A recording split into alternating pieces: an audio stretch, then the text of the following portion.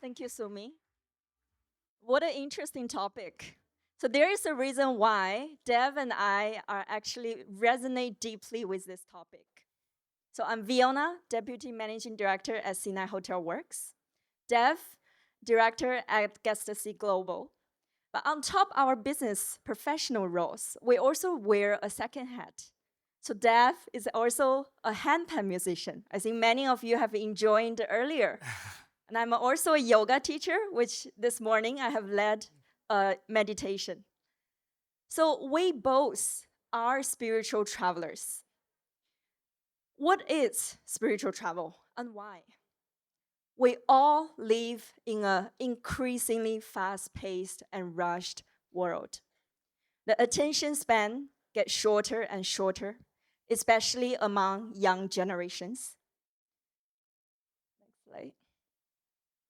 So many of the travelers nowadays travel not just for exploring destinations, not for beautiful photos, but they use travel as a way to get out of their daily life, as a way to escape. Why escape? It's to renew themselves, it's to feel energized again, to come back, to find the energy to be productive, to have that life, to have that passion for what they do. So spiritual travel, therefore, getting increasingly important as today's world move fast paced and we are so digitalized all the time. So our screen time increasing incredibly. Next. There we go. Yeah. So what defines spiritual travel? We actually went ahead to do a market research. What we found is that within the wellness tourism segment, we cannot have a unified definition. So here, we identified after a deep research that there are about 10 segments within wellness tourism. Those are medical related, physical activities, nutrition, spa, restorative, mental, traditional medicine, spiritual, religious, also cultural, and eco wellness. On a dimensional level, as a person, we have four kind of dimensions: physical, psychological, spiritual, and social. So we have drawn some key wellness type here. And you will see that a lot of them actually overlap. So you can call it a longevity, but you also can build in nutrition. So they actually overlap with each other. So within spiritual travel, there are three segments we think that will cover spiritual travel. Those are restoration and rejuvenation.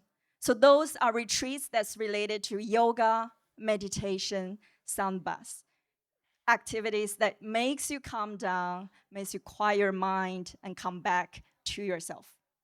Religious sacred practices can be religious practices, vipassana, traditional Buddhism meditation, and also cultural and community engagement.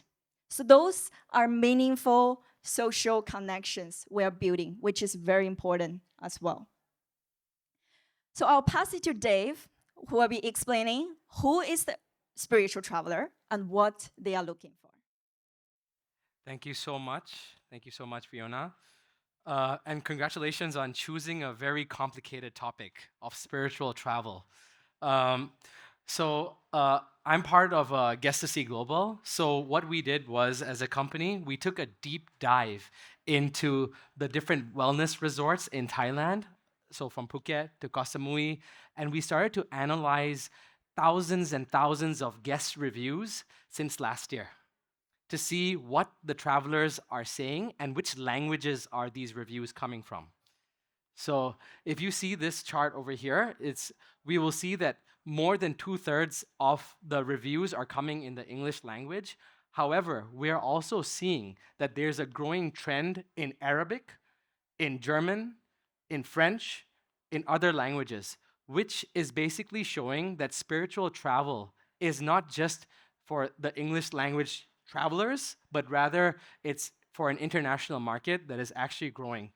And what's very interesting is that if you see the key words that are actually mentioned in each of the reviews of thousands of review sets, you will see that there is words like vegan, peaceful, healthy, moment, transformative.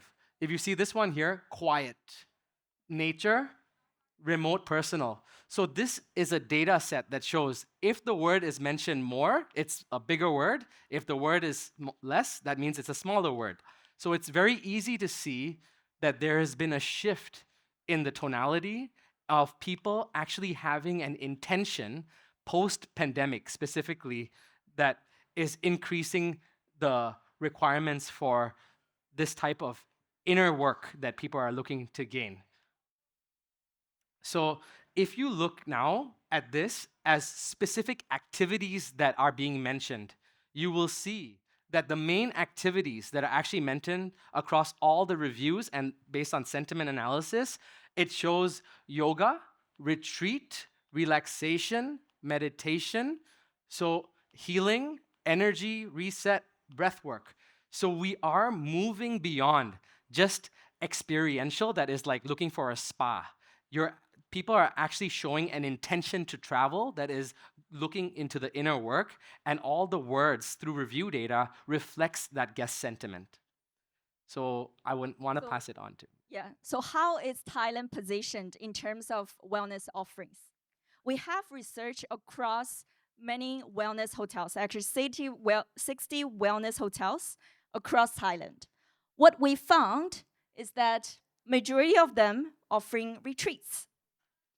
So as you can see here, the retreats normally start from 3 days, but majority of them, the starting price is at 42,000 baht per retreat.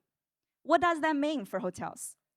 Can probably tell, number one, wellness retreat have a price premium over the normal offerings for hotels. Number two, they have longer time of stay for the customers. Again, more revenue. Number three, you actually have higher customer engagement. You have higher customer retention as well because it's about spirituality. There is a deeper connection. Looking at Thailand, we are very blessed to have both mountain destinations, Chiang Mai, Pai. You have bunch of beach destinations, Phuket, Samui, Koh Phangan, Phang Khao Lak. There are so many. So where do people normally go? They go to nature-inspired places. They go to dedicated centers, like meditation centers, a lot in Chiang Mai, myself included. I do that every year as a silent meditation. There's also wellness hotels. It captures a big market share for as part of the spiritual travel. So as a takeaway, what's that, Dave? Sure. So I think that the key takeaway is that we must understand that the spiritual traveler and the spiritual traveler's requirements are constantly evolving, right? The needs of the traveler is constantly changing, but in order to connect with them, we have to speak their language. So it's really important that we understand that we need to look at review data, we need to look at sentiment analysis to basically understand what that spiritual traveler is looking for so that we're able to offer the right packaging in order to service their needs.